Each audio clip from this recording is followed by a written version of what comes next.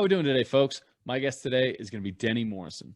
Denny is a four-time Olympian and four-time Olympic medalist, including an Olympic gold medal in speed skating for Team Canada. In this episode, we go through and discuss Denny's journey. We touch on a lot of the trials and tribulations he's had to overcome, including a horrific motorcycle accident and suffering a stroke, all before coming back and competing in the 2018 Olympic Games in Pyeongchang. We also touch on what continues to drive Denny each and every day and his career after athletics. I hope you folks enjoy this episode. Also, on Denny's behalf, In the Arena is donating $250 to the Branch Out Neurological Foundation. Branch Out was founded by one of our former guests, Crystal Phillips.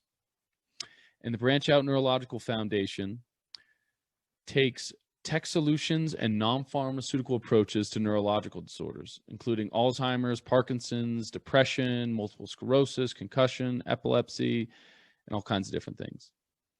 So I hope you folks enjoy this episode, and please make sure to like, share, and subscribe.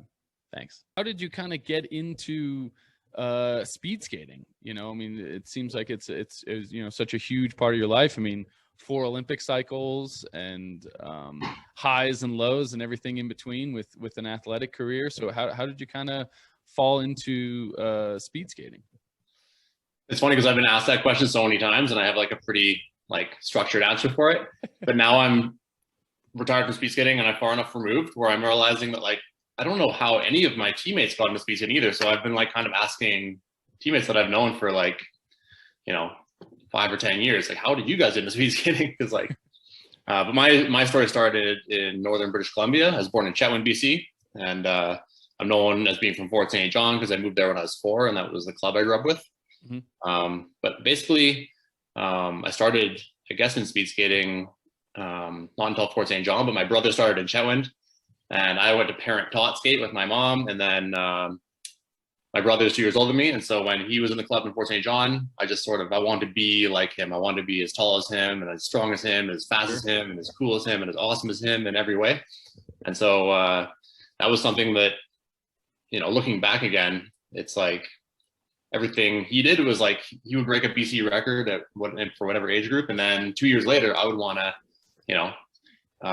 break that record. Yeah. And so when you're talking about psychology, it's I was making decisions autonomously at a young age, setting goals, and and without even knowing it. And that was sort of the beauty of sport at a young age. I was just having fun, and but yeah, I had my brother there to set the example and set the bar, and I was just constantly chasing him. And I chased him right to Junior Worlds in 2003. We went together to Japan, and then I chased him. He moved to Calgary 2 years before me, and then we both trained with the national team in Calgary. Him starting in 2001, me starting in 2003. So, and the rest is history. Then 4 Olympics later, and I'm almost finished my university degree. Well, I mean, it's super interesting. I mean, especially with a lot of different people that I've had on the show before, and it is just so prevalent in athletics, the sibling syndrome.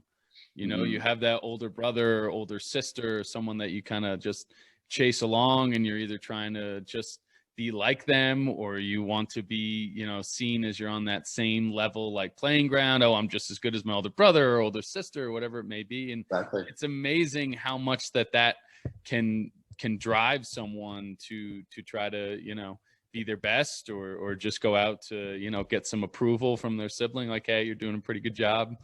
So it's super interesting to hear that, that you have that good support from your brother, and I mean the sibling rivalry that sometimes exists, sometimes doesn't exist, but it's always kind of there.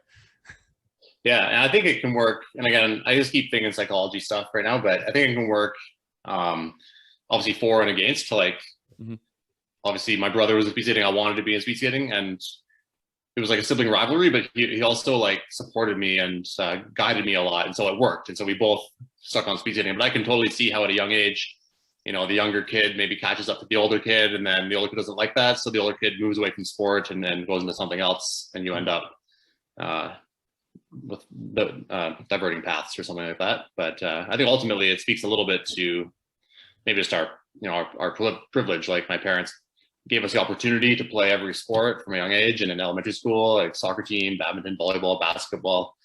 track and field, sort of, you name it. And speed skating was the one that I enjoyed the most, and therefore I think I was the most successful at, and carried it on throughout my life. Now, did you specifically stick with, I mean, were you like hell bent on it being speed skating the whole time, or did you do all those other sports as well? Like, okay, when did you specifically like, I'm all in on speed skating, this is what I want to do? Well, I remember in grade 5, so I was 10 years old, where I said I wanted to go to the Olympics and I wanted to win a gold medal, right? Mm-hmm. So even just saying that as a 10-year-old, I think means something. And it's cool for me when I speak to other schools and stuff. I might meet a speed skater or a hockey player or something, and how they say, I want to play on Team Canada or something. And it's like, just saying that, like, that means they already have some type of belief, or they already have that in the back of their head as a long-term goal. Mm-hmm. And that's really like neat to see for me at this point in my life and career. But I guess elementary school, I sort of did all the sports. Grade 8, 9, 10 in Fort St. John, that was like junior high. And that's where I focused more on basketball, volleyball, and then volleyball carried on through high school. And that would have been my, like, if I was to be a summer Olympian and if I was to be, 8 inches taller. I still to this day love playing volleyball, but, but even with a pretty solid speed skater vertical jump, I can't compete with guys so much taller than me. And so there you go. It's like I autonomously chose not to continue with volleyball because, Right. But, yeah. So it kind of started with all the sports and dwindled down. And even when I moved to Calgary in the off seasons and stuff like that, I loved like mountain biking in the off season instead of, we do a ton of biking and cycling. Sorry, do a ton of cycling and speed skating. Like road cycling usually, because you can really control your watts and your efforts and everything. And it's like legs and lungs and heart and stuff. So it's just really complements speed skating well for the training aspect. Mm-hmm. But I would always try to get on my mountain bike or, do a cross country ski or just anything to change it up. I love the variety of sport. And I think that was one of the things that in the long run helped me, A, stay in the sport for so long, and B, like recover from injury as well as I did in some cases, because I enjoyed, adapting to new movements and trying to, make things work. Now with speed skating, how prevalent is injury? I mean, does it happen like a fair amount, or is it like, compared to most sports? Because like with skiing, it's pretty certain if you have like a 10-year career, you're going to spend a season with a torn ACL or something like that. So I'm just curious with speed skating. Is that nicks and bruises are obviously part of it, but are there major? It's nowhere near skiing, that's for sure. Like skiing's hard on the knees, and most of my injuries in my career are not really speed skating related. Like I separated my shoulder, I don't know if you can see it, but in a mountain bike crash and broke my leg, cross country skiing, and then of course my motorcycle crash, broke my femur and tons of stuff, and et cetera, et cetera. So people fall speed skating and especially in short track, because there's like the short track around the hockey rink, and then there's a long track that I did on the 400-meter oval. Mm-hmm. So short track has a few more concussions and more cuts. Actually, back from my career in short track, I don't know if you can see it, but I have this kind of wonky cut on my arm like that. The blade will come and just slice and just have a little flap of hanging there. So I think those cuts are probably as prevalent in speed skating as knee injuries are in skiing. But cuts, I got like I think 77 stitches there, but that was 2001 and whatever, like negligible now. Never put my career on hold or anything like that. But besides that, I think from the starts we're really, you push off the start and then you sort of hyperextend your hip flexors sometimes, and people pull their groins a lot, and so sort of soft tissue injuries like that, and ankle injuries because the boots, like I don't know. So it's more small injuries. Probably the ankles is the career ruiner. And back in the day, we used to do a ton of hurdle hops, and people always try to show off by going a little higher than maybe they should. And then there's a number of disc injuries. So hurdle hops have kind of been eliminated from speed skating because discs in the spine, it's not a good injury to have. That's like a lifelong setback sort of thing. So. Gotcha. Yeah. Cause I was always kind of curious what kind of, especially, watching the Olympics and stuff like that. There are always such gnarly crashes that, someone will slip out and then next thing you know, everyone's kind of down for the count. So I was kind of curious what kind of soft tissue or some of those injuries you kind of go through. Yeah, that's going to be short track where they race in a pack, and a long track is just sort of 1-to-1, and you are head-to-head, but you're also against the overall clock for the fastest time trial, basically. So the worst that happens in long track is in the 500-meter typically. The second turn is like blazing fast. They're going over 60K an hour, and they're holding a pretty tight radius. And the guy on the inside falls, and the guy on the outside is just wrapping around the track at the right time. The guy on the inside will fall and take him out. And super exciting for the crowd. Probably one of the more entertaining parts of the sport for fans, but can be pretty scary for the athletes. And you see guys jump the one who falls, and then blades are in the air, and cuts are prevalent in that situation as well. So, but yeah. So when it comes to, I mean, at least your preparation in that sport and time, I mean, how much competition would you go through in a given year, and what kind of cycle would that be like? Because you spend a lot of time on this, biking and stuff like that, and then that competition period, because they have ovals all over. I mean, do they keep it in the winter, or you guys get a few races in the summer as well, or how do they kind of break that up for you? Every oval is different, like around the world, but yeah.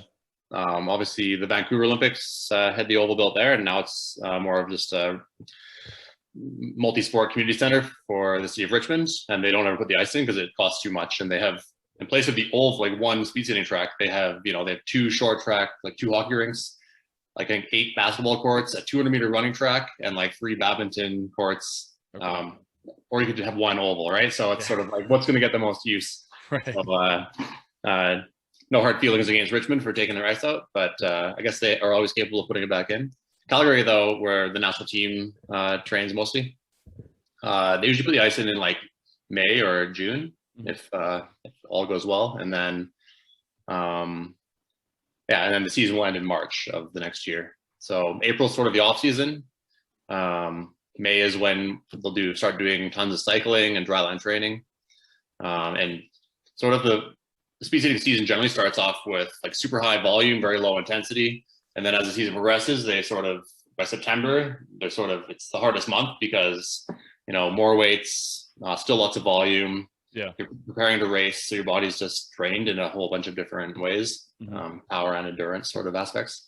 And then as the racing season progresses, right, it's all intensity, and volume is just sort of dependent on how much you want to maintain your aerobic capacity later in the season. It's more of just a recovery tool than training the system for longevity, sort of. So that's why, like, at the end of a season, like, you just wipe, like when you peak for, and you know this from your sport and other sports, when you peak for that competition, it's like it's impossible to maintain that level of exertion or performance for more than like a week or two, because your body will just shut down. So.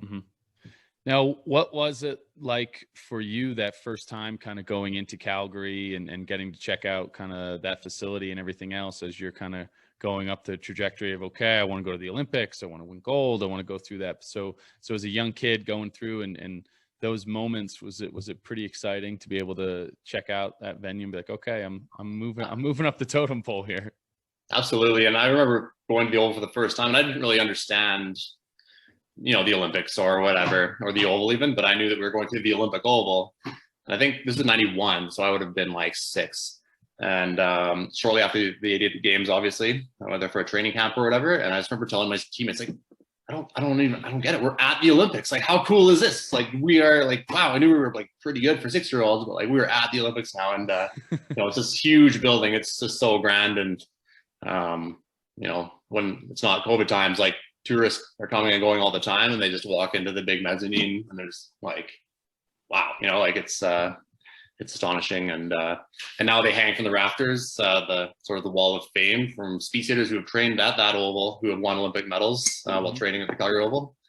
And, I'm proud to say that one day my picture will hang there once they put one up every time Calgary hosts a World Cup, sort of thing. And so we're almost backlogged because of the number of Olympians who have won medals while training at the Oval. And so it's cool to think of like those two ends of that journey that I was on, right? The little kid looking up to the rafters, being like, we're at the Olympics, to being in the rafters and hopefully inspiring the next little kid who comes into the Oval and looks around.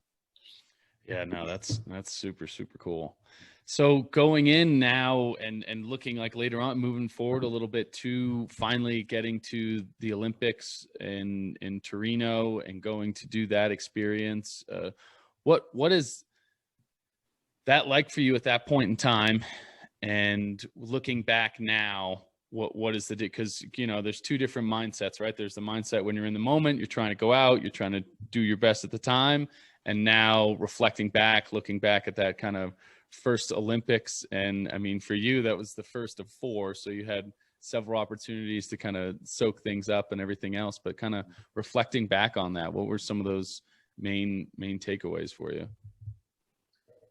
Yeah, I don't know. I feel like I learned a lot more from my second Olympics in Vancouver, and then kind of carried that into my 2014 experience.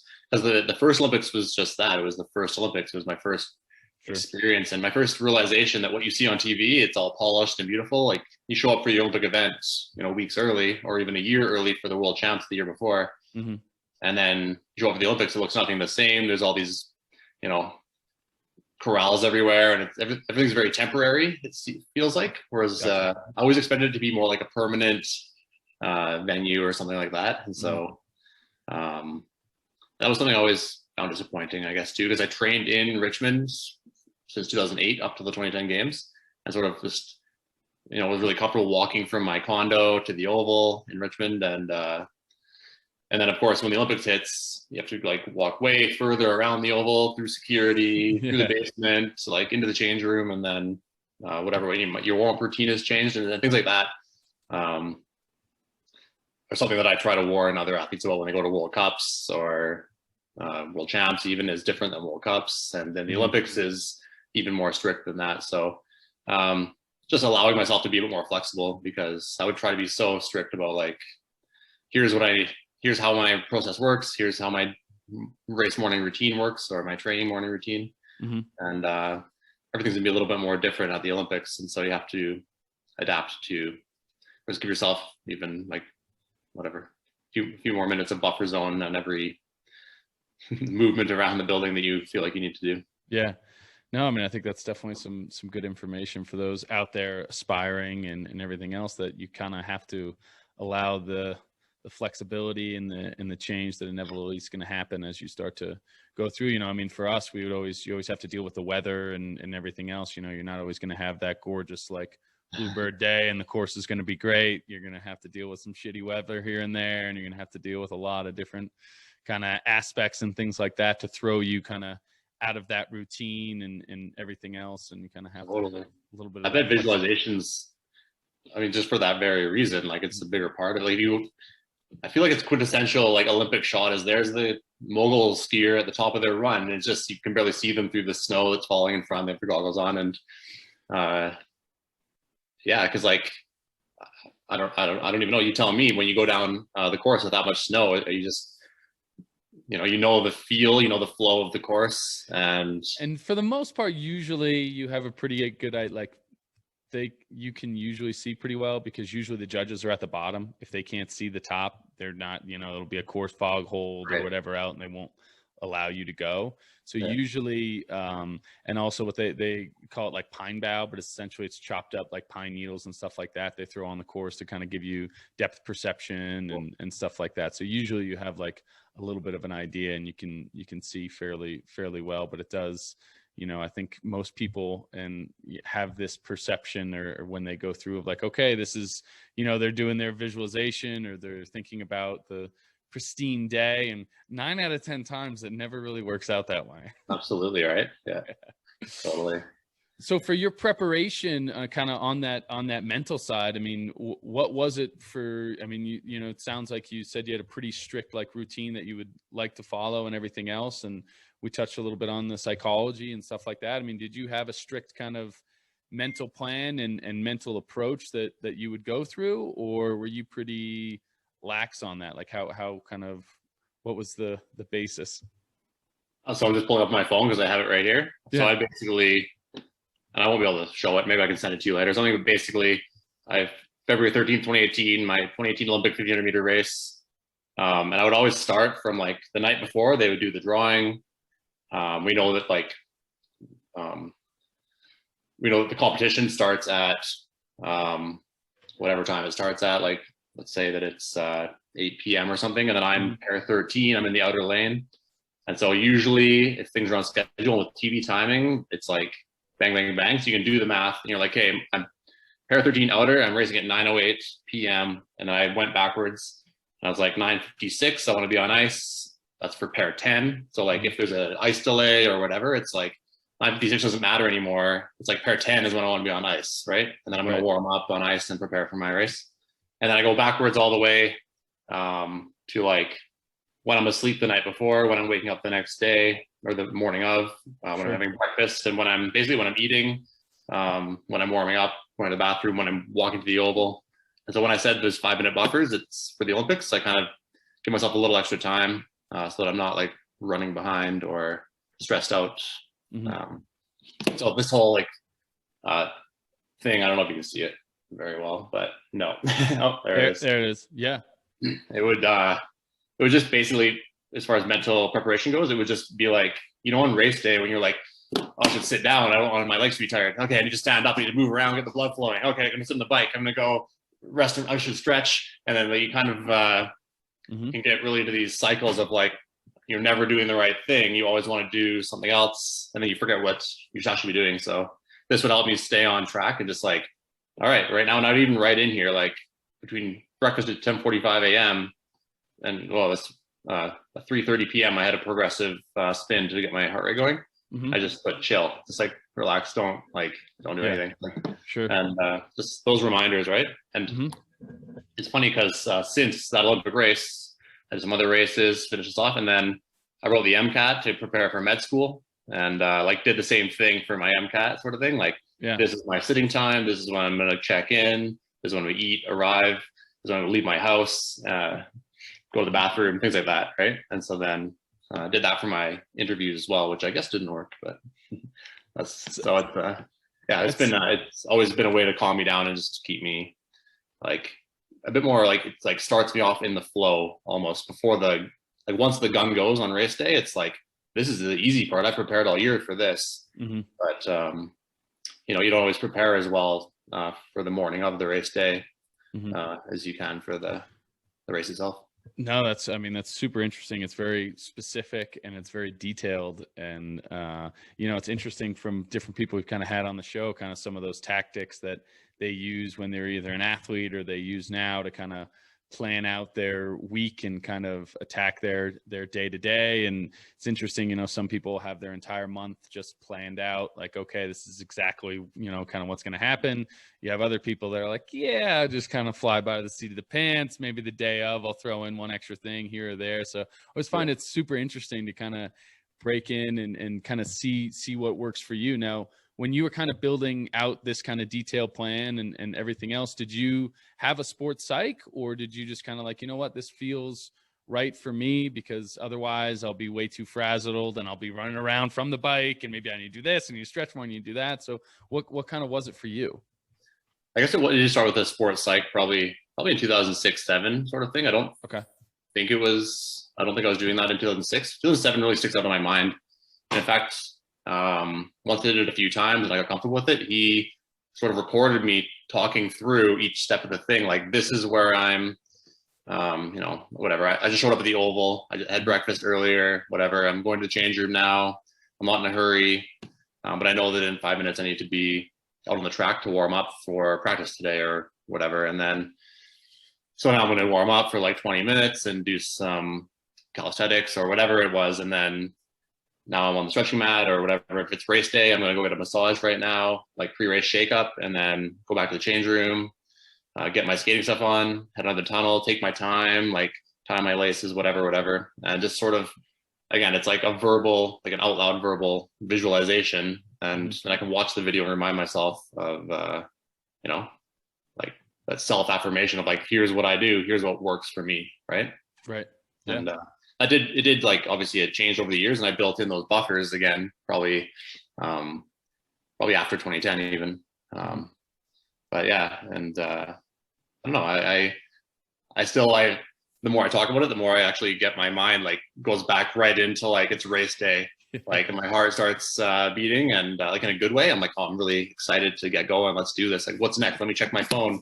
This is before phones. I always wrote it on a little piece of paper. And so in the hotel room the night before, I would write that down and then visualize my race once only, and then fall asleep. And that can make it hard to fall asleep for some people. But for me, if I just told myself one visualization, the perfect race, and then cut it off there, then that became part of the routine as well. And I should say that, like, this is like, the 24 hours maximum pre-race, this whole routine. Sure. But extending beyond that, that's where, like, my coach, he's writing the program, starting with that graph I was talking about, the volume to start the season, and then the intensity coming up on race day. And that's all planned out. And like, to have trust in your coach, I think I was super lucky in my career. I only had 2 coaches. And sometimes people in the speed skating world, this coach isn't working for me, I don't like the program, whatever the reason, and then they try this other one. And I think it's important. These coaches are all professionals, they're experts. And maybe I was just really lucky in having some really great coaches, but I think it was key that I trusted them, and I trusted the program they had me on to bring me the results that I needed on race day. So it literally took all of that stress off the table for me, so that the race day stress, I could focus on how to deal with that and handle that.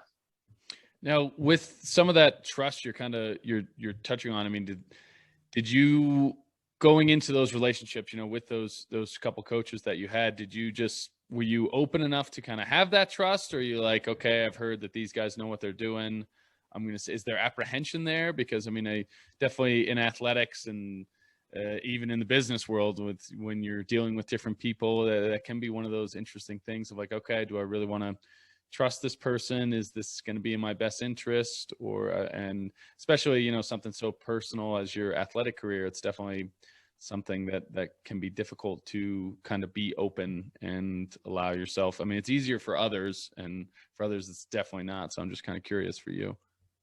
Absolutely. And I think, I want to start with like early career, and I want to end with like the 2010 Olympics, because that's where my trust in myself maybe got rattled a bit. But early in my career, I think that's where, when people move to the old, we talked about, like they finish high school and they're already good speed skaters, they've had their growth spurts or whatever, and they want to pursue the Olympics.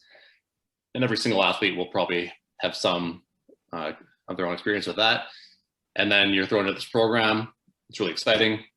But maybe the coach is giving you technical advice or something that's like, you can see it even like the Fort St. John speed skaters, their skating style is a little bit different than the speed skaters from Coquitlam, BC, or from Quebec.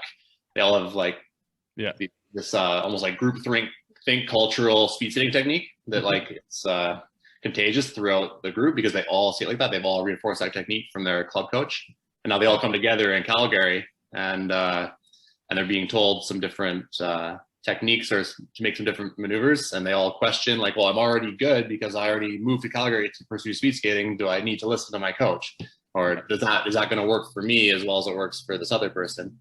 And I've seen that over and over for years and years and years. And that was one thing that I think Bart was my second coach. So I had 2 coaches for 8 years each. It was Marcel and then Bart, and 2 Olympics each. And Bart just like standardized the technique. He's like, here's the 8 points.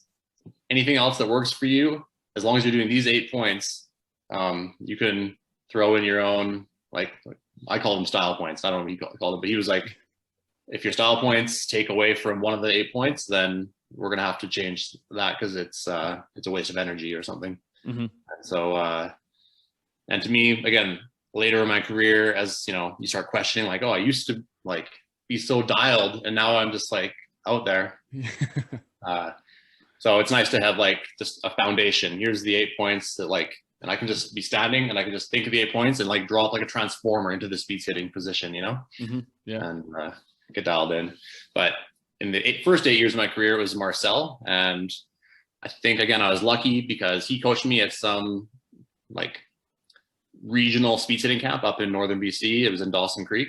And I thought it was so cool because, again, when I said in 1995 that I wanted to go to the Olympics one day, I want a gold medal. Then in 1998, Marc Gagnon won 2 golds in short track speed skating. And Marcel was Marc Gagnon's coach, right? And so then he came and coached me at this training camp, and I was like, oh man, I have a national team coach watching me train or whatever. And so that was super cool. And then I moved to Calgary, and he that year became a long track coach and took on a group of junior skaters, a huge group, like I think it was 40 of us. Wow. And so I think even just having that background experience where I was pumped to have this guy as a coach. And Marcel, he's from Quebec. He's super passionate about how he talks. He could motivate anyone to perform their very best on race day if he'd only been coaching them for one day. Like, he's just such a passionate and inspirational guy. So it was really easy for me to trust him. But then on the other hand, and this is sort of opening my mind a bit more post-sport, is I think I was getting pretty good results early on, in part because I trusted early on, but it made it easy. Therefore, then the coach was asking me what I wanted and what I thought was important, because you're building a program sort of together. And so it became even easier for me to trust it and to buy into it, right? So, yeah. More of a collaboration through there. Yeah. I mentioned I was going to get to the Vancouver Olympics. So that was year 8 of Marcel coaching me. Sure. And I did 4 events at the Vancouver Olympics, a 5K, and that was not my strong event, but I got like 18th or something. That was fine. And then I had the 1,000 meter, the 1,500 meter, and then the team pursuit, and they were all like 4 days apart. 1,000 meter I was ranked like 4th or 5th in the world. 1,500 meter I was ranked 3rd in the world, and I got like 13th and 9th. And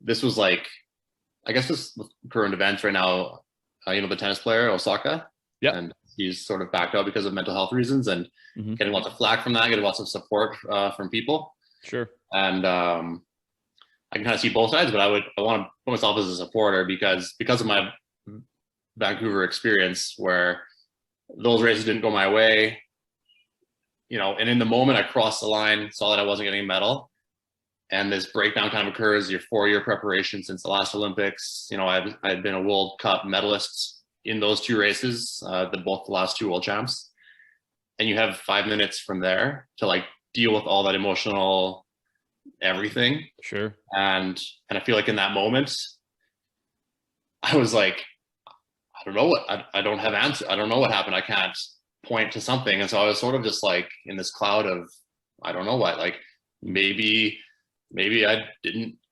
sleep well enough. Maybe my nutrition wasn't right. Maybe I wasn't psychologically prepared. Maybe my program wasn't good. And then the media just wants this story, right? So they just wrote me out as this villain. And then there's some headlines that I read the next morning, and now I have 3 days to prepare for my next event. And that was like one of the hardest things I had to deal with in my entire career, mentally, I think, for sure, because you don't see that coming.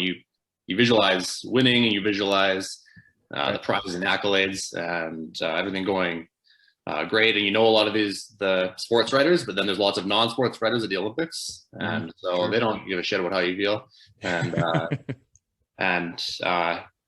so yeah, if what Osaka's doing is going to prevent something like that from happening, do it, because that media experience and granted, I said the wrong thing. We've done media training. I should have known better, but I shouldn't have been searching for answers and sharing that so openly at the time, because it came across as like, oh, it's not my fault, it's Marcel's fault with the program. But right. That, as I feel like just from me talking to you for 5 minutes, I trusted the program. Yeah, no, absolutely. But then the media, and I think one of the headlines that I will never forget is Morrison needs an exorcism, right? And they have this shady picture of me like sniffing, but it looks like I'm really angry, like like super big frown and stuff. And I'm just like, well, here's my Olympic legacy, like sweet deal.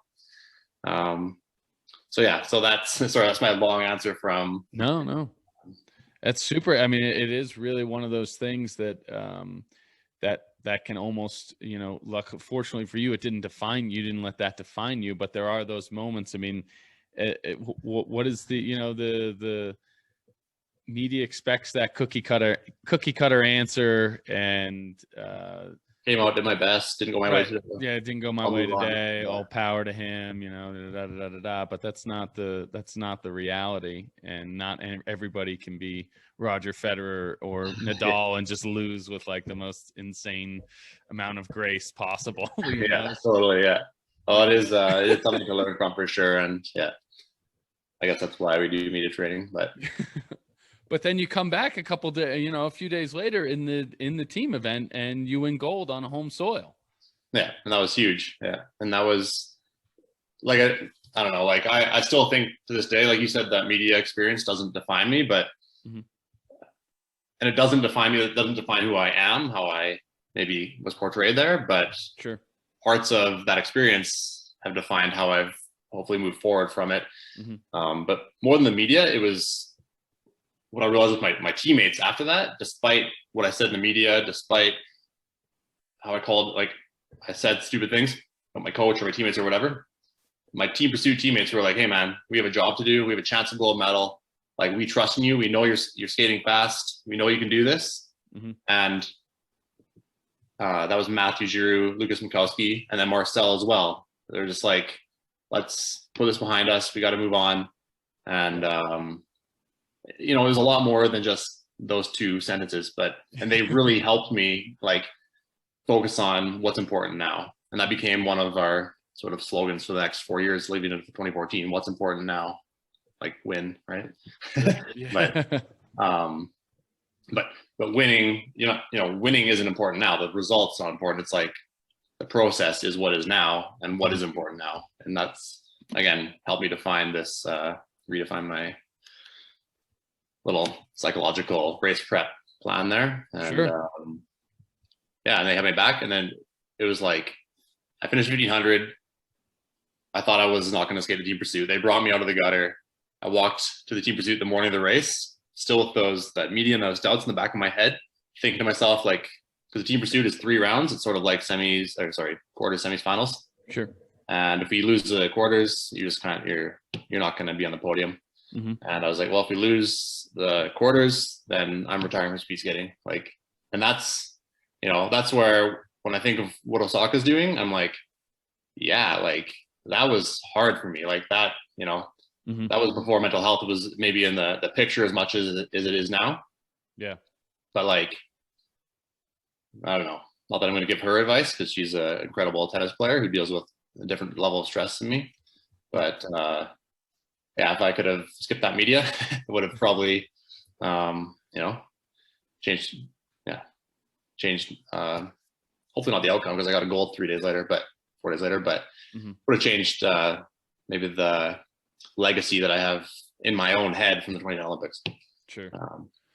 But yeah, also, I mean, some of that perseverance, I mean, it builds you up, and those are some of those most important things. I mean, with a lot of the guests that I've had on the show, it's not about the achievement of those gold medals. It's about the perseverance of through the dark, shitty times where people are people and they make mistakes, and maybe they fuck up an event, or they say something that maybe they were, just in the moment, things happen. And it's those learning experiences that give you that growth and make you that much better, and you're able to learn from it and persevere. Because I mean, there are a lot of dark times, and I mean, we haven't even touched on the motorcycle accident yet, or the stroke or any. I mean, it all kind of build and you grow from those moments, right? I think the growth for me in that whole scenario was my realization of how important teammates are.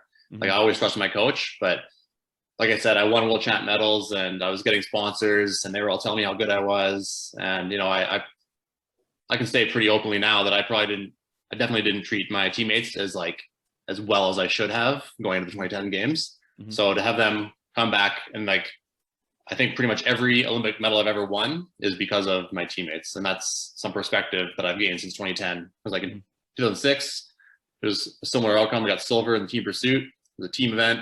2010 sort of fell apart in my individual events. But my teammates were there for me. My coach was there for me. And we ended up winning gold. And there's like, just adding on to the mental thing. In Torino, we got silver to the home crowd, the Italians. Mm-hmm.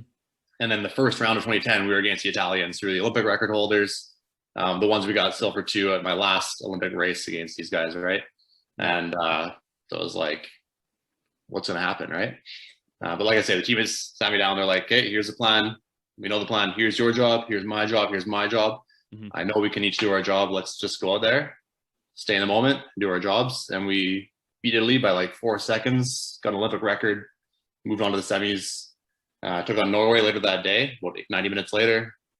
Beat them by 2 seconds, a new Olympic record again, and went to the finals. So compared to walking to the oval that morning, thinking to myself, we lose this race, I'm going to retire from speed skating, and then walking home at the end of the day, knowing that I was going to win either a gold or a silver medal the next day, depending on the outcome of the final, was a pretty huge change in, mental attitude or whatever. Not even attitude. Like my attitude was still just sort of like weird, but motivation had probably increased at that point. After that goal, I mean, did you, how much kind of soul searching did it take for you to be like, okay, do I want to come back and go another Olympic cycle? Do I just want to finish out the season and be done? Or, how much time did it kind of take for you to find the passion again, or find whatever that is? Because that is a difficult thing that happens in all of sport, and even after sport, right? You're trying to find that direction and kind of what's next. So for you, after those kind of moments, was it the low, and then you get the high of winning gold, home soil with the I mean, that's unbelievable. And then it's like, okay, do I want to, that 72-hour period of I'm done, I'm out, and how much does that kind of change for you? Yeah. I mean, just as you're asking the question, I think there was like the micro version of like the bouncing back to like come back from 1500 and the media, and then we're on the top of the podium, home crowd, prime minister's in the crowd, family and friends are in the crowd. It was like an amazing experience. But like I was saying, like mental health wise, I was not in a good place for the next year, basically. And so that's the macro. Like, I pretty much missed a whole season. I think that with the team pursuit, again, we ended up getting silver at World Champs the next year. And I think I trained, but the head wasn't really in the game. And this is where I moved to Bart and Mike as my new coaches. Okay. And then sort of following that season is where we created the Team Diamonds. And this was like almost the beginning of me and Gilmore Jr.'s story. I'll spare all the details, but basically the diamonds are created under, the most immense pressure in the world. And that, to get a perfect diamond on the showroom, which, we considered race day, like that showroom diamond, requires like thousands and thousands of hours of polishing and cutting and honing to get this like perfectly clear, sharp, harder than rock diamond performance. And every single time that you make an excuse during training or for being late or for any reason, the excuse is a blemish in the diamond that you're going to put out on the showroom. And so we want to have the perfect diamond at the Olympics in 2014. So don't make any excuses in the lead up, right? So that's that was almost like the team philosophy. We were the diamonds, and Nike sponsored me because I still had a good go with them for a few years after the Olympics. And so I made everyone Team Diamonds t-shirts, and they said like I run to be. It was all the diamond qualities, like perfect, clear, flawless, things like that. And that was cool. It was like a really cool team dynamic because we all bought into it, and we all wanted, we'd hold each other accountable, and it wasn't so much competition between each other, but rather we're all trying to collaborate. We're all trying to get the same goal. And so the 2010 experience turned into this Team Diamond, no excuses, team philosophy. In one line is just that, I made this realization that in order to achieve individual goals requires working as a team. And sure enough, how it all panned out with me and Gilmore in 2014, I fell at the Olympic trials. He was in one of the 1,000-meter spots, and I was the alternate, so I wasn't even going to skate the 1,000. And he gave up his spot, let me skate the 1,000 because he thought I had a better chance at winning a medal for Canada. And that was my first ever individual medal, right? But it still came as a result of teamwork. So I don't know. I think it really came full circle from 2010 to that moment in time, and that was a big moment for me personally. And I think it was a moment that a lot of Canadians can relate to, where we have to work together. And the other thing I like to add in too is that when we won gold in Vancouver, it was me from BC, Lucas from Saskatchewan, and Matthew Giroux from Quebec, spanning Canada, working together to stand on top of the podium for Canada. It was, working as a team is how we can get our best results. So. Yeah, I mean that's amazing to see the growth, especially from 2010 to 2014, and how that becomes the motto and the team, and to be able to have that buy-in and the growth, and have each one, all of you kind of push each other at that same time, because it's so much more difficult when you're kind of in this individual sport, right? Like you're all under one nation, and it's same thing in skiing, right? It's you against the course for the most part, and sometimes we'll do duels and you'll be against somebody else, but it's very much of like an individualistic thing. And then at the same time, the guy that beats you is your teammate, and like you're happy for him. It's just that weird competitive dynamic that is so much different than hockey or football or some of those kind of team events. And it's very hard to, especially, and I feel like at a younger age, you don't really know how to do the teammate thing very well. You're like, oh, screw this guy beat me, like he's not my teammate. Like how is this whole, so the growth that happens there and everything else, and being able to sharpen that kind of perfect diamond, no blemishes and everything else, I mean, it's super inspirational to hear. Cool, man. Yeah, it was a ride. I don't know what else to say about it. I'm afraid I'm just going to start another story and go on another tangent for 3 hours. So, no, definitely an amazing kind of journey there. But to go back to some of the perseverance and a little bit of that struggle after Sochi. So, are you planning on doing another Olympic cycle after that, or are you planning on like, okay, I've done 3 Olympics, I'm going to be done?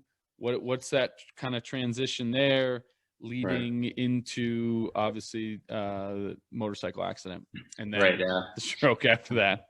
Yeah, fun times. Spoiler alert. No, 2014, it just felt like I was dialed, and that was something that Gilmore could recognize, the coaches could recognize leading into those Olympics, and that helped him. I mean, the 4 years of training together and the Team Diamonds approach helped also, but because I was skating well and I was dialed in the weeks leading up to the Olympics, that helped with that decision, I think, a little bit.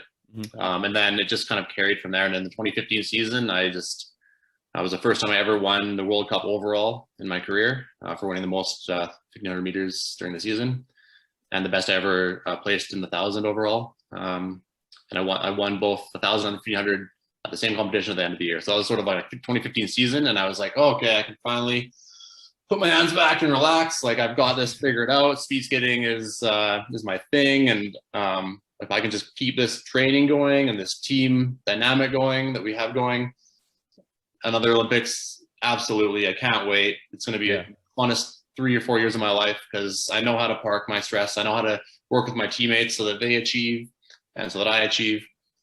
And I can't wait for that to unfold. And I should add that in 2015, Gilmore had one of his best ever placings overall, 500 meters. And Laurent de Brule, I think, got 3rd place at World Champs. So it was like really cool. The whole team is performing. It's not just about me anymore, right? It's the whole team was brought up to another level.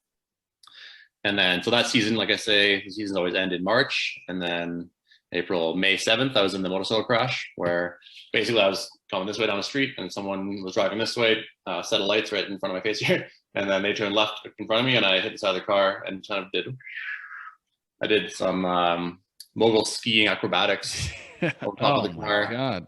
And I didn't land as nicely as you guys land on your feet, though. I landed sort of my chin and chest on the asphalt, if you will. And so pretty severe, well, not severe, but a moderate concussion, which is like a brain bleed with some, traumatic brain injury, and punctured my lung with a pneumothorax. And I think I broke my femur on the car. I don't remember. Or else it was when it smacked into the asphalt after my chin and chest. And then just broke my elbow, broke a piece of my spine, and then sprained everything in my jaw and everything in my right knee. I busted my ACL and just did damage globally. Yeah. Oh my God. And then I woke up in the hospital, and I had been on vacation in April in New Zealand, and they do a quick questionnaire to see where your head's at. I'm like, oh, do you know what happened? I'm like, no idea. Do you know where you are? No idea. I'm assuming looks like I'm in a hospital. I'm like, do you know what city you're in? It's like, I I think I'm in New Zealand, right? And that was like 2-3 weeks earlier. So it was sort of, I think my sister was sitting there, and because she was the first one contacted as my emergency response, and she was like, holy snap, like this isn't good. Yeah. I was supposed to go meet her at a comedy show that night, and then she basically got called out, got the emergency call, and left the show and came visit me at the hospital. So yeah, and I mean, the femur gets a lot of attention, but it was really the knee was the thing that slowed down recovery the most, because the femur, I could send you a photo, but it's like, this is the normal femur. It looked like that. It was, and the x-ray, and you kind of see it and you're like, oh, that bone looks gnarly. But then you think, yeah, but there's also like muscle and fascia, all this stuff. And they're like, and there's these jagged bones, just like, you're like, it's not poking into like a balloon of open air. It's poking into everything. And so, so that combined with, they put the femur nail in through sort of your glute min up here, like on your hip. Yep. And then I think the way my knee smacked down to the ground, I like tore my VMO, the vastus, whatever, the teardrop muscle on your knee. It was basically just like, it was so weird because I could like, it was still like big because I had been speed skating, but it like had no, like it wouldn't fire. So I could like flex it and you could just push into it. It was like, just like a beanbag chair. It was like, and it was like, so it was basically a full year of physio to get things back firing. And as you probably know, with knee injuries, sure, you have one yourself. You must have had one or five. Yeah. Just one, luckily. Not yet. I feel like that's like congratulations for exactly. Now, I was just curious, like, did the doctors tell you because of how strong and your legs were and everything else that could it have been a lot worse on your legs and everything else if the fact you weren't in such top physical condition? Or because I kind of feel like, you have such huge thighs and everything else for generating all that power and everything in the speed skate. I mean, it had to help you with the recovery, or at least help with some of that injury there. I expected it. They kind of said that. I mean, obviously, if I was, I don't remember them saying anything specifically, but they said things that alluded to that. Sure. Yeah. And yeah, I mean, if nothing else, it would have cushioned the blow a little bit, right? Like, I don't know, would my leg have been ripped entirely off? Like, I don't know what could have happened, or if I could have been dead. But I don't know. I think brain trauma is one thing that no matter how strong my legs are, my head was smacked pretty good. And did you have a helmet on? I did, yeah, full face. Yeah. That's a good thing. It's weird because I don't remember, like, I didn't remember anything, obviously, like I mentioned with the New Zealand trip, but like the more I've rethought the accident, which, I'll do fairly regularly. Yeah. Like the more I'm building a narrative of how it unfolded. And at first I just had snapshots of what I know were like, or what I think were memories. Yeah. And then I've just filled in the blanks with what's now, I've repeated it so many times in my own head that now that's the memory that I think has happened. Gotcha. But I remember one snapshot was where I assume I was flipping in the air, because I remember seeing the sky and then seeing like the street lights at eye level with me. And then the next flash I see is just the asphalt, just coming at me, And so, yeah. And then I remember my full face helmet, like being like, smushed and my head getting cranked and all that stuff. So yeah. Yeah.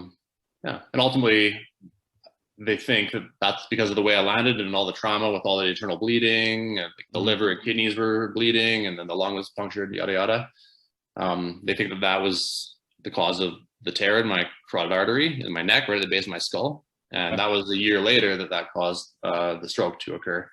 And it was just so weird because, the motorcycle crash was like maximum pain. Yeah. And like, I was incapacitated. I was on the couch. I was icing my knee every day and getting, the first day I could ride my bike was before I was off crutches. And it was the most liberating, glorious feeling in the world to just move through the air. And that was maybe the best memory post-accident, was feeling the breeze. Feeling that, exactly. Yeah. And feeling a little bit of, just a little bit of like, oh, I can go anywhere again, like, versus like being locked in my house. But and then, you know, rehab is boring to talk about, but it was just long and ongoing, and I'm super lucky to have like an entire team of people at my disposal, kind of to help me and guide me. They're having weekly meetings, you know, to figure out progress and next steps and create. You know how it is with. So how long was that road to recover, of kind of getting through the knee and everything else from, so around May 7th, and you go through, you do surgery, and how long was kind of that process in total? I don't remember exactly when I got back on ice, but we're biking to the oval to go skate, and they told me I had to wear a helmet because of the traumatic brain injury. And so I wore a TT helmet with like a long back tail. I thought it was hilarious. But and then I did end up racing in the March at the end of the season at the oval finale. Okay. And I skated like a respectable time. Like my PB is a 107.1, and I skated a 109.3 or something like that. Okay. Which, you know, at the time, if you didn't skate a 107, you weren't going to be on the World Cup podium. Mm-hmm. A 109, you probably wouldn't make the Canadian team, right? Gotcha. But it was still like given 10, so that's about 10 months. Yeah, 10 months. 10 months. And then because I had missed, and I talked about the graph of volume training and stuff. I missed all the volume training that season, and so after that race, basically, me and my girlfriend at the time planned to bike the Arizona Trail, which is an 800-mile mountain bike. It's like a backpacking, but we bike packed it because we loaded our bikes with gear and food and camping equipment and stove and everything required. And we biked the 800 miles from the Mexico border to the Utah border, and over 20 days, which was, again, that's a whole other story. I could go into a 1-hour discussion of every single day of that trip with all the setbacks and ups and downs that trip had on its own. But we got to the end, and a friend from Calgary had driven down to like pick us up, stay overnight in St. George, and then was going to drive us back the next day. And in the morning, I woke up feeling kind of weird, and I remember brushing my teeth and like having toothpaste just kind of pouring in my mouth. And I think I usually brush my teeth with my left hand, but then I was like, why does this feel so weird? And then I was like onto my right hand, and then I'm drooling, and I was like, I must just be groggy, you know. When I had breakfast, and we started driving from St. George to Salt Lake City, is like 3 hours, and we stopped for gas, and I got out of the car to fill up with gas, and my saddle kept like flinging off my left foot. As I was walking, I was kind of dragging my foot, and then just like it was just limp, right? And, still couldn't figure out what was going on. And Josie and the other friend that was driving us were like, "Okay, we're taking you to the hospital." Like, I was like reluctant. I'm just like, you know, the stereotypical old man, like, I'm fine, like I'm drooling, like I tried to put a jacket on, and like I'm like a dog chasing its tail, like trying to get my left arm into the armhole, like going in circles, like 3 circles, and like anything is wrong. So you know, I can laugh about it now a lot, but for anyone who's ever gone through stroke, you know, and I think it's good for all your listeners to know that signs of stroke, heart and stroke talks about fast pace if it's drooping. So I had that, we talked about that. Arms, if you can't raise both arms in the air evenly, then there's an issue. S is speech, so if you're slurring, and then T is time. Time's of the essence when you have a stroke, so get to hospital immediately because seconds count. And so that's, again, I'm super lucky. Josie forced me to go to the hospital because I just wanted to sleep in the back of the car. I was like, hit the road, I'm just gonna sleep. Yeah. They took me to the hospital. You know, they brought a wheelchair out. I was like, I'll walk inside, and then they sat me down and basically rolled me to an MRI machine, and it's like, yeah, you're having a stroke. Like, and so I got an epinephrine shot, and they rushed me to emergency surgery at another hospital. And by the time I got to the other hospital, I guess the epinephrine shot, is it epinephrine? I don't think that's what I'm talking about. Sorry, that's wrong. Basically like a high dosage of aspirin, basically like a blood thinner. But it wasn't thrombosis, which is, they called it a clot buster. Because of my traumatic brain injury, the motorcycle crash year earlier, they didn't want to like have me hemorrhage because it'll like break up everything about your body. Sorry, probably too much info, but no. I'm just trying to think of heparin. Is that it? Yeah, heparin. I think is like high-powered aspirin. I don't know, but I basically had spontaneous reperfusion where blood started to like reflow, and I gained ability to raise my right arm and stuff.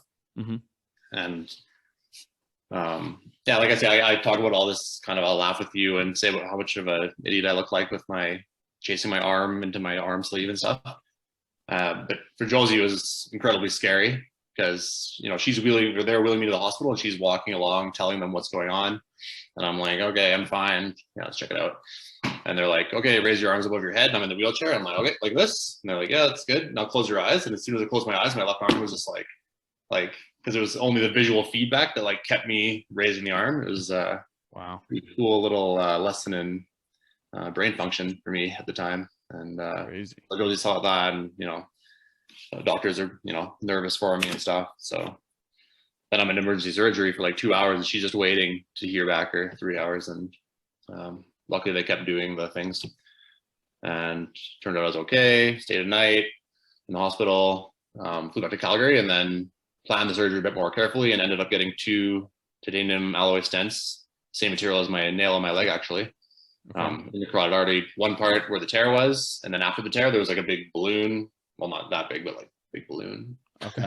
Off the side of the artery, called a pseudoaneurysm, because it was at the base of my skull. If it was in my skull or in my cranium, it would have been an aneurysm, and that's like, those are the strokes that kill people in 30 seconds, kind of thing. But yeah, so they planned the surgery, and it was a success. And then I had to recover from that, because they went into my femoral artery in my groin. And as I talked about, groin injuries of speed skating are so prevalent. So stuck a hole in there into my artery, and with a catheter, they travel all the way up through your arteries back into your aorta, and then they turn off and go up your carotid, and just like heal it from the inside. It's unbelievable. It was so cool. And I was awake for the whole surgery. Wow, really? Yeah. That's crazy. Like, they had me sedate, like conscious sedation. So I'm sitting there, and I'm just like, yeah, this is cool. But well, I mean, one of the things that just kind of really seems to come through is just your attitude. I mean, you get such a positive kind of attitude dealing with such, I mean, unbelievable circumstances and everything else. I mean, it seems like you're pretty cheery about the whole experience, and I'm sure it wasn't so cheery at the time. There's got to be some uncertainty there, and with your now girlfriend at the time, now wife. I mean, that has to be quite the experience that you two kind of go through. And at the time, were you trying to keep it lighthearted, or what? I mean, because that does kind of seem to be your personality. You do kind of seem. Yeah, there's one thing that happened shortly before we went to the hospital, or after I was trying to put my arm into my jacket. I think that I tried to put my sunglasses on my head, and they were like just askew, and I looked like Peter Griffin from Family Guy when he's having a stroke, you know. And I'm making these jokes, and then I laughed at one of my own jokes, and I literally can't even reproduce it for you here, because it's offensive. But and then I laughed at how I laughed, and I went over the top with the offensive nature of the joke, even though I was having a stroke. And so I basically had a laughing fit, but it was sort of just like, nah, I won't do it. But so I guess I kept it lighthearted there. And then ultimately, though, I think, you know, everything I learned in speed skating and through sport was now coming okay, prove it. You know, I've talked to tons of schools and charity organizations, and you know, kids and youth, trying to inspire them to chase your dreams, never give up on your dreams. You know, and then there's that whole motto I said with the team was, what's important now? And it was those are all okay, prove it. You know, what is important now? Right now, it's important for me to lay in a hospital bed with an EKG on overnight to check my vitals. And then it's going to be important for me to get surgery. And then following surgery, it's important for me to make sure that my groin heals, and that I don't bring my heart rate above a very low threshold, because the stents could move if I started training too soon. That's what I meant to get to earlier. The motorcycle crash was pure pain, but the stroke was zero pain, but all mental, mentally challenging in whatever ways, right? And all this self-doubt, I don't, you know, I'm questioning, you know, what is reality anymore and stuff. Did I really have a stroke? Is, you know, all these thoughts are going through your head, because you're sure. I don't know, it was really weird. And but then just staying focused, what's important now, and what are the steps I can take. And I guess it was after the motorcycle crash that I started, and it never caught on or anything, but I started putting hashtag small victories with every single one of my Mhm. like, the first time I walked without crutches, the first time I rode my bike, it was a small victories, and then it built up to that first race that I mentioned. At the end of the season, 10 months after the crash, it was like, that's a small victory. Like, no, it's not going to be a national team, it's not going to be a World Cup podium, but I'll count that as a victory today. Sure. And so then that stroke kind of reset everything. So I couldn't raise my heart rate above 100. I have a low heart rate anyway, so it's no problem. But and then it got up to 120, and I was like, okay, I can ride my bike with my heart rate below 120. And I think because every week it would raise by 5 beats during my recovery, and my max heart rate's like 190, let's say. And so once it raised to 130, I was like, hey, I need to get that aerobic back, just like I did. That's why I did the Arizona Trail with Josie, kind of, was I want to get some of that aerobic work back. And now I was like, well, I'm going to bike to Edmonton from Calgary because I need to get some more aerobic in, and I can do sub aerobic, just like dawdle along. I think it took me like 7 hours or something, but wait, no, it took more than that. Whatever. Yeah. It took 12 hours. Yeah. I did over 2 days. So it was 2 times 6 hour days or whatever. But so how long does that period take, and when are you back competing again, and what is that feeling like after you've kind of come full circle and you're finally, with those small victory, because I mean, I imagine that preparation, and then you're finally back getting to race once again. That's a big victory. That's not a small one. Yeah. Okay, but at that point, it's like just a small step, right? It's right. Going from the hospital bed to racing. It's been this series of just like the tiniest of improvements or progressions to get to that point of racing. And one of those progressions, just before racing, of course, was going on ice and doing like a maximum effort, right? And letting my heart rate go to whatever it goes to. I don't wear a heart rate monitor when I skate, but I know it's high, and I know that if I pass out when I'm going 60K an hour around a corner, it's not going to be a pretty landing, right? And so you have all these doubts. And then I had like, I did have some slight, not like nerve issues, but like my left foot, all this left side of my body that was affected by the stroke temporarily, let's say. I just wasn't confident in it. I was shortly after the stroke, I was drinking a glass of water out of my left hand. Let's say it's like this, and it just like dropped out of my hand, like without, like I'm holding it, and then I'm looking away, I'm talking to someone, and it just like fell out of my hand and spilled everywhere. And things like that don't give you a lot of confidence when you're going around a turn at a 30-degree angle at 60K an hour, putting on a 1 millimeter blade, putting out 1,200 watts of power, kind of thing. So that was nerve-wracking. And then also like, will the stents hold up, or will I be dead soon? Yeah. Like that goes through your head, Yeah, absolutely. Yeah. But again, circle back, like the teammates, not just the teammates on the ice with me, not just the coach on the ice or the sports psychologist, but like there's all the physiotherapist, massage, chiro, osteopathy, and they're all like governed by the team doctor, and then our physiologist who's like helping write the program with the coach. And they're all having these weekly meetings, and they're devised this plan, the 10 beats per week sort of thing over 3-4 months or more. And so during that, as the heart rate was coming up, I was able to do some dry land and get down into speed skating position off the ice, and then on the ice, and then on the ice in sweatpants, and then I'm on the ice in a skin suit, and then I'm on the ice skating a lap solo, and then I can keep up with the group skating laps a little faster and a little faster and a little faster. And it's almost cheesy, but it's like, it was like inspirational for myself, because it's like, it made me reinvigorated, like when I was a child again, like, oh, now I can do the next best thing, or the next thing, and the next thing. And rather than just like wanting to get out there and race on day one, like that's obviously not a thing. So at what point do we take and break it down? And I had this whole team of people to like break it down for me and to write the program and to say, this is allowable, this is not yet, let's do that. And tomorrow you can do that.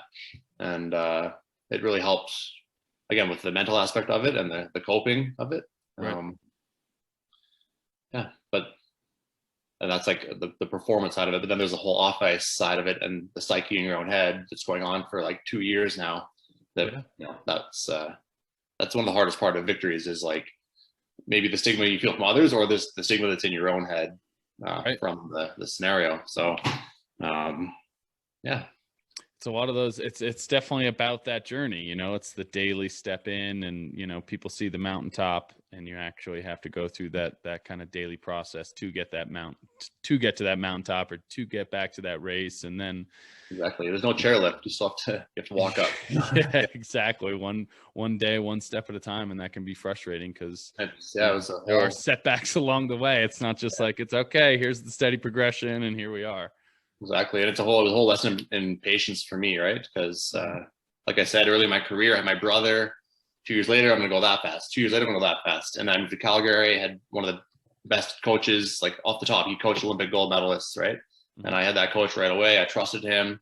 Boom, boom, boom. My first Olympics. And yeah, and then boom, boom, boom. Next Olympics. I mean, obviously some little setbacks there with wanting to quit speed skating forever, but won a gold medal. And then, you know, just live and learn. And yeah. And what is that experience like for Sochi in, you know, 2018 or no, yeah. What was that kind of like for you? Coming full circle, because I mean, you had you had the downtrodden times. You go motorcycle accident into stroke, and then the long you know, journey, the day in, day out, and just to be able to go into that opening ceremonies there in Korea. I mean, it just had to be unbelievable. Just making me talk about it makes me think like, man, I mean, you know, it's quite the story. It's quite the experience to be back in a opening, closing ceremonies, experiencing the games again. And then I was married at the time too, because it was to Josie, who also qualified for the Olympics in 2018. So it was as a speed skater. So it was very, very cool. I think aspect of it as well is like, you know, don't forget that life goes on, right? That's kind of that was something that I learned maybe in 2010, was like just keeping a balance in life, not to get too far off track. But yeah, it was wild. What did I want to talk about the recovery towards Korea? Yeah, in 2017, World Champs was in Korea to prepare for the Olympics, and there's like 4 guys who were on our team pursuit team, and I was back in the running now, and they sent me just to get the Olympic feel for the venue and stuff like that, right? And to make me skate, and I was skating, you know, better and better, but was I at the level that I need to be at to skate World Champs? Probably not. And and so they put the youngest kid on our team, Ben Donnelly, they put him in, and I think the team got 4th, and I was like, oh, nice, coaching them, and it was a whole different experience for me to be at World Champs, kind of in a coaching role, I guess, or and to be there for my team in a different way, and like to fully just give something back, I guess. It also reminded me of in Torino. I skated there's 4 rounds in Torino of the team pursuit, and I skated the first 3, which we won, made it to the gold medal final. And then they took me out to save me for the individual events or whatever, right? And it's heartbreaking because you wanna race, you train your whole life for that. Sure. And so then in 2017, sorry, near the end of my career, you know, they took me out, and but now it's like a little bit older, a little more maturity, and you're like, this is the right move. Like we should definitely do this, and super cool to see Ben get his first World Champs race under his belt and stuff like that. And then in the next season, me, Ben, and Ted broke the Canadian record, which was my Canadian record with my team from 2007. And so it was so cool to see this team come together and break a decade-old Canadian record. And at the same World Cup, this was in December, like before the Olympics in February. At the same World Cup, I skated a 142.98 or something like that, which was the world record in 2002 Olympics by Derek Carr. Okay. And I don't know how to put this in context for any listeners who don't know speed skating, but basically my PB is 142.01, and that was a world record in 2008 when I got it. It's friggin' fast now, but relative to my own personal best, I was within a second, and I got 5th at that World Cup, you know, 3 months before the Olympics. So Pyeongchang was of course a highlight, but that World Cup was probably the highlight of my recovery. Like, okay, yeah, getting, you know, no other Canadian to date has skated a 142 point anything. So apparently that was my 13th 142 of my career, and it was cool. Like, again, coming from where I was down here to like build back Yeah. July to Gilmore or something. I was like, I'm going to skate a 142 this year. I can feel it. Like, you know, like that upbeat, sort of positive, optimistic attitude. Mm-hmm. So it's still like almost a full second off my PB, and that's as close as I ever got. And fifth was as close as I ever got to the podium. At the Olympics, I think I got 13th. But, you know, that's just getting to the Olympics, like you say, was the magical thing for me. And it's hard to put into context. Like viewers or listeners can probably understand, like, yeah, it would be difficult to stroke a muscle crash, but like, imagine thinking about that every day for 3 years. And, you know, it just, the mental part of it was, you know, the trickiest part. Not to say that my mental health coach wasn't really good at his job to keep me in my head on straight. Yeah. But like the physical therapists basically did the work for me. You know, I could go to the weight room and lift weights, and I would tell them all this pain in this motion, and they'd be like, okay, well, let's fix it. Let's strengthen these muscles so that you don't have pain through that range of motion. And you know what I mean? There's always an answer. Yeah. But with it's a little health, bit more tricky.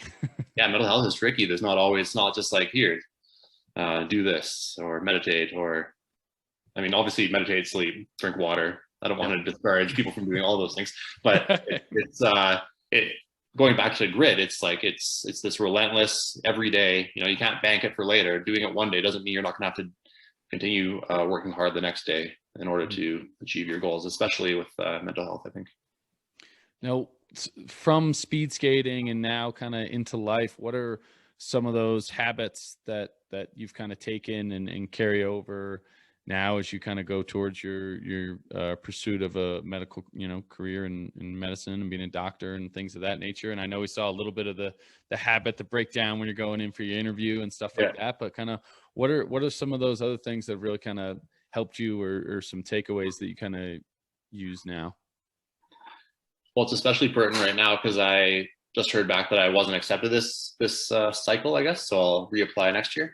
Mm-hmm. But just remembering patience, I guess, which of course is harder to hear every time you get another year older. You're getting another year closer to 40. But patience was the big one from the stroke. But then and also like from 2010, teamwork and stuff like that.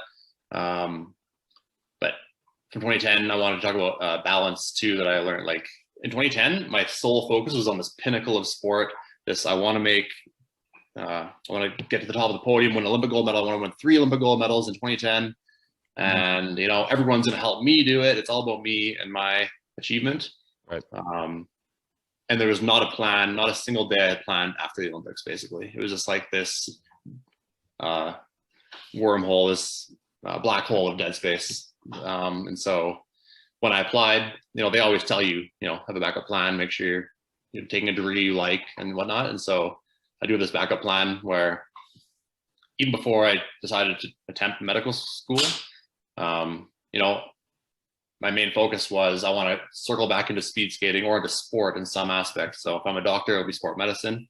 But I'm taking psychology so that I can do my master's and maybe come back in as a sports psychologist in some ways, and you know, and help others in the way that my sports psychologist and my team therapists have helped me over the course of my career that we discussed today. Mm-hmm. No, and I think it's great that balance is definitely a great takeaway, and one thing that people can get caught up in athletics and just not be able to see kind of the forest through the trees there, and just kind of get stuck on some of those little things and everything else. Probably could have balanced my speeding career more with school, but but yeah, because it's so easy to have a singular focus. And then when it was working for me and stuff, you know, I can say now that I've definitely have encouraged people not to go to school if they want to achieve their best results in sport, because it just looks so cut and dry on paper for me. Right. That as I tapered off school, my speeding results went like this. Mm-hmm. But I don't think that's, I don't know, there's so many little pieces of advice I've given in the past that I would change now how I talk about them, because I don't think that's the most sound advice for an athlete to hear. Mm-hmm. If you just choose your spots, I think is a good piece of advice, whether that's like partying, you can do that before the competition or after, like obviously after. But for school, you can maybe don't take as many courses Olympic season, but you can, you know, capitalize on post-Olympic season or something like that. So. Mm-hmm. Well, it's also changed. I mean, so much school. I mean, when I was going to college and doing a ski career, I mean, you didn't really have the option of like online school wasn't really like a thing. You had to kind of, you know, so how much that's changed in the last few years. I mean, it's definitely easier than it's ever been, especially with COVID and everything else. I mean, there's so much online and lectures, and it does give you kind of that freedom. And there are points in time when you're traveling or anything else where you do have a little bit of time in the room to be able to do one class, or, you know, at least. And also I think that helps take a little bit of the pressure off, and, you know, give you a little bit of something rather than just focusing on the training and just focus, you know, it allows you to give a little bit of release, which I think can kind of be healthy. I mean, depending on the person, kind of depending on the athlete. Absolutely, though, just so your mind can relax from the sport for a bit, because a lot of people get stuck on whatever training or performance, you know, just mulling over it and over it so much that it's not quality visualization. Like I was talking about the night before, I do one visualization of my race and that's it. But if you just mull it over and over, it's ideal. So having a positive distraction like school is good. And when I talk about balance, although I didn't use school as my balancing aspect, which in hindsight, it would have been nice to have a few more courses under my belt. I would often like plan a trip for the postseason. And that was like, and those are like pretty quality trips where I'd like bounce around Europe or something like that. Sure. And actually in 2015, right before my motorcycle crash, the thing I planned was my brother's bachelor party. And it was just like one of the best times of our lives. I think it was, just took a lot of coordinating with different people, and, you know, being able to spend time doing that. It was like a complete escape from sport, and just all this excitement for like, oh yeah, World Championships, I'm going to skate that, and, you know, the final World Cup. But then I'm going and I'm doing this trip, and then I'm going to hop back to my brother's bachelor party and have all his friends from all over Canada show up, and it's going to be awesome. Yeah. And, so. No, it's awesome. Give you something kind of look forward to. And is there any other kind of words of wisdom you have for people out there, kind of navigating either through sport or the transition from sport kind of into the real world, I guess, as people would put it? Yeah, sure. I'll skip back to the 2018 Olympics, maybe, just to conclude. Because you mentioned the opening ceremonies, and because I go on my ramblings, I didn't get there. But the opening ceremonies, they planned to have a camera come and talk to me and Josie, but it was only being me, I think, for some reason. It was like we were in the stands, so we walked in, we did the march together, me and Josie, arm in arm, Canadian flag in front of us, right? Crowd full of cheering fans. It was pretty sweet. And then to have this realization, like, okay, like everything we just discussed, it's like we're here now. How'd that happen, right? And that was basically the question that, you know, a camera's in your face with big bright light, you're in this dark crowd, and it's like kind of like, whoa, like the lights are on, I'm really here. Like this is live coverage from the opening ceremonies. And they were asking, you know, what's it feel like? Like after all you've been through, what's it feel like to be here? And I might be paraphrasing myself a bit, but the two things I wanted to get out, or that I recall getting out in some form, was, you know, Joe's and I aren't here in spite of what we've been through, but because of what we've been through. And so, like, yeah, I had a motorcycle crash and a stroke, but putting myself through the physio and having the grit to maintain that day-to-day commitment to the process, that's why I'm here. Not in spite of the other things, but because of what I've been through. That's why we're here. And I think I just said something else, like things don't happen for a reason, things happen because of a reason. And so, you know, if you want to get to the Olympics, then you know, how are you going to do it? Just put the work in. Those are kind of old school messages, I guess, nowadays, but they still ring true. Sorry? I said they still ring true, though. Rang true for me. And so, but one thing I've definitely learned with preparing for med school, or just doing school in general, is that, you know, people have their own study habits, people have their own training habits, and different methods work for different people, literally depending on what works for them. Even if that's taking courses during competition, works for a lot of athletes, and I think sets them up for a better post athletic career. So I think balancing what works for you with what will give you the best results, and with what the experts say, it will help everyone find their niche and the right path that can help them achieve maximal performance. Yeah, absolutely. Well, thank you so much for taking the time, man. I really do appreciate it. And before we go, which charity are we going to be donating to today on your behalf? Well, Crystal Phillips introduced me to you. She was on the show a few episodes ago, and so she works with Branch Out Neurological Foundation, and she started that charity before I had my stroke. But it really hits close to home now that I've had a stroke, and a lot of the groundbreaking research they're doing has gone on to create devices. Like I said, I got 2 stents in my neck earlier, but they're creating devices through this research. It's making stents that dissolve rather than leaving metal in your body. They're going to dissolve into your biology. So that's just one example of how this charity will affect people like me in the future, and the positive work they're doing to fund new groundbreaking research. So. Yeah, no. So, and she's awesome. Crystal's great, and it really is. I mean, she went through she just touched on a few of the different projects that they're doing, and it really is incredible work that they're going. So it's gonna be amazing to see what those advancements are going to be. Well, Denny, thank you so much for taking the time. I really do appreciate it. Thanks so much, Bobby. All right. Bye, everybody.